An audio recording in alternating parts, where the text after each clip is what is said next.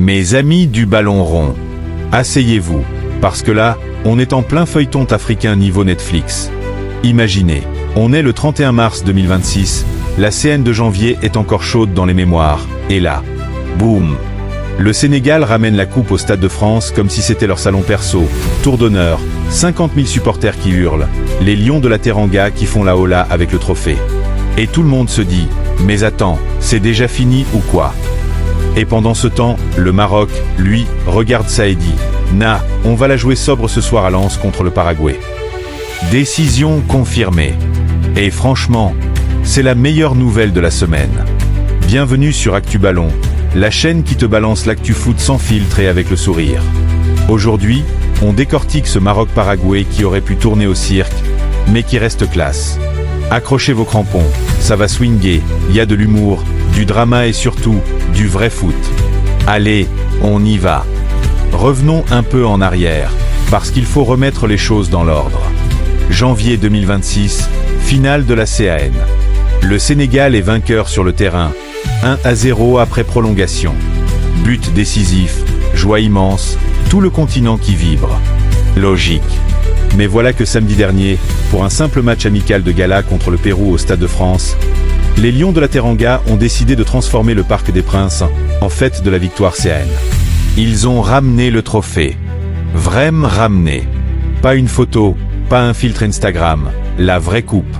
Tour d'honneur, supporters sénégalais en transe, chants, larmes, tout le package. On était à 2 doigts de voir des joueurs faire des selfies avec le trophée devant la Tour Eiffel.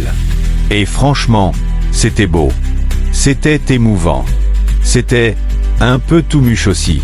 Parce que bon, on est en mars, la CAN est finie depuis 2 mois, et là on ressort la coupe comme si c'était la Coupe du Monde 1998 version B.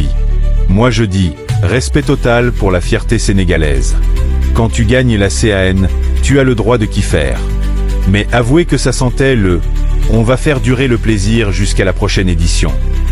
Et ça, mes amis, ça a ouvert la porte à un feuilleton surréaliste. Quand t'as gagné la CAN mais tu veux que tout le monde le sache encore.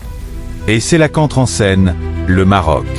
Ce mardi 31 mars 2026, à Lens, les Lions de l'Atlas reçoivent le Paraguay. Match amical, oui. Mais tout le monde avait les yeux braqués sur eux.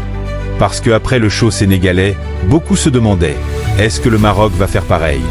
Est-ce qu'on va voir 2 équipes africaines fêter leur victoire à la CAN en l'espace de quelques jours? Eh ben, non. Décision confirmée, le Maroc a choisi la sobriété. Pas de trophée ramené, de toute façon ils ne l'ont pas gagné, on le sait tous. Pas de tour d'honneur, pas de fête qui dégénère. Juste un match de foot, sérieux, concentré, professionnel. Et franchement, c'est une excellente nouvelle. Parce que imaginez le bordel si le Maroc avait voulu surfer sur la vague. On aurait eu droit à 2 équipes qui célèbrent la même CAN comme si elle avait gagné toutes les 2 points, les commentateurs qui deviennent fous, les réseaux sociaux qui explosent en « mais qui a vraiment gagné ?» Et nous, les fans, qui ne savons plus où donner de la tête entre Dakar et Rabat. Le Maroc a dit « on joue sobre ». Comme un bon tagine bien épicé mais sans en faire des tonnes. Classe, discret, efficace. Et je vais vous dire, dans un foot africain où tout le monde veut être plus fort que l'autre, cette décision-là, c'est de la maturité. C'est du « on respecte la victoire du Sénégal sans en faire un cirque ». Respect. Maintenant, parlons du vrai truc qui rend tout ça encore plus dingue. Le feuilleton surréaliste de la finale de la CAN. Parce que oui, cette finale de janvier n'était pas une finale comme les autres. 1-0 après prolongation pour le Sénégal. Mais avec des débats, des polémiques, des « et si », des « on s'est fait voler » qui ont traîné jusqu'en mars. Du coup, quand le Sénégal ramène la coupe au Stade de France, c'est comme s'il disait « on a gagné, point final, et on va vous le rappeler tous les week-ends ». Le Maroc, en choisissant la sobriété ce soir à Lens, ferme le chapitre. Il dit « on passe à autre chose ». On se concentre sur l'avenir, sur les qualifications, sur la prochaine CAN, sur le mondial. Et ça, mes amis, c'est du grand article. Parce que dans le foot, la plus grande force, parfois, c'est de savoir quand ne pas en faire trop. Imaginez si le Maroc avait voulu faire comme le Sénégal, ramener je sais pas, un trophée souvenir, un fanion, une photo géante. On aurait eu droit à un vrai télénovela africain version foot, La CAN, saison 2, qui a vraiment gagné? Non merci. Le Maroc a coupé court. Et franchement, chapeau. Allez, on va être honnête 2 minutes. Le Sénégal a le droit de kiffer sa victoire. Ils ont bossé, ils ont gagné, ils ont le trophée. Point. Et voir 50 000 personnes chanter au Stade de France pour une équipe africaine, c'est beau. C'est même historique. Mais le Maroc, en jouant sobre, envoie un message fort. On est des professionnels. On ne transforme pas chaque match amical en fête nationale. Et entre nous, c'est aussi plus intelligent sportivement.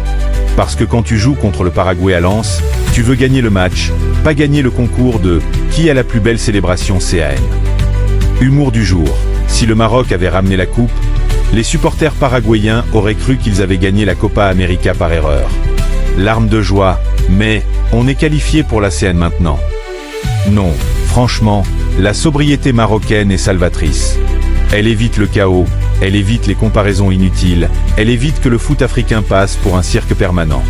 Et puis, avouez, entre un Sénégal qui fait la fête comme des étudiants en fin d'année et un Maroc qui reste concentré comme un étudiant qui révise son bac, lequel vous inspire le plus pour l'avenir?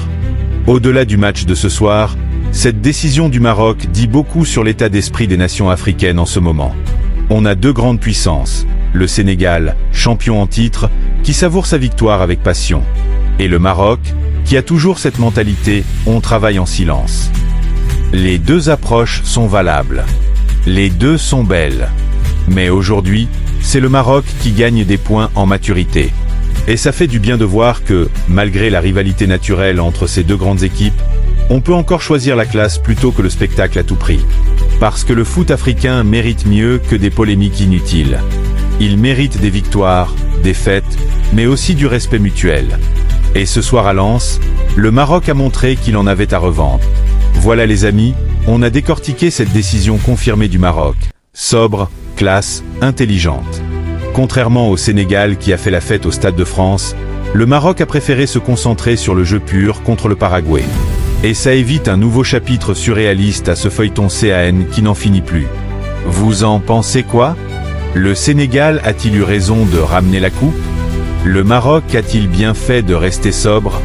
Dites-moi tout en commentaire, je lis absolument tout. On est tous frères ici. Coche épaisse blanche, abonnez-vous à Actu Ballon et activez la cloche pour ne rien rater de l'Actu Ballon qui claque. Prochaine vidéo, on va parler des autres matchs amicaux, des surprises, et peut-être même d'un nouveau drama en approche. Merci à tous d'être là. Vous êtes les meilleurs. On se retrouve très vite pour encore plus de foot, d'humour et de passion. Allez, que le ballon roule. C'était Actu Ballon. Peace.